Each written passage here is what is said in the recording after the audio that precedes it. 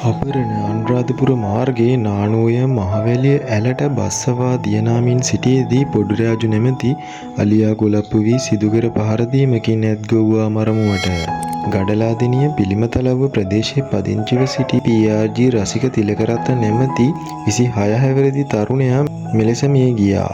හබරණ ප්‍රදේශයේ සංචාරයට එක්වන සංචාරකයින් රැගෙන යන අලියෙකු මෙලෙස කුලප්පු වීම හේතුවෙන් එම ඇත්ගොව්වා පොඩිරාජා හස්තියා ඉතාමත් කුලප්පු වී මෙම ප්‍රහාරය සිදුකර තිබෙනවා. කෙසේ වෙතත් මෙම ස්වාමියා සහ පොඩිරාජා හස්තියා ඉතාමත් ආදරයෙන් රැකබලාගෙන තිබුණා.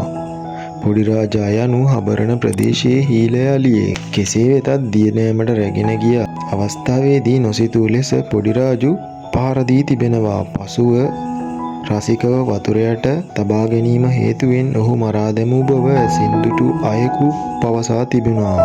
ඉතින් රසික හිතන්නේ නැතුව ඇති එයා වැඩියෙන්ම ආදරය කරපු මේ සත්වයා අතින්ම ඔහුට අවසන් ගමන් යන්න සිදුවෙයි කියලා.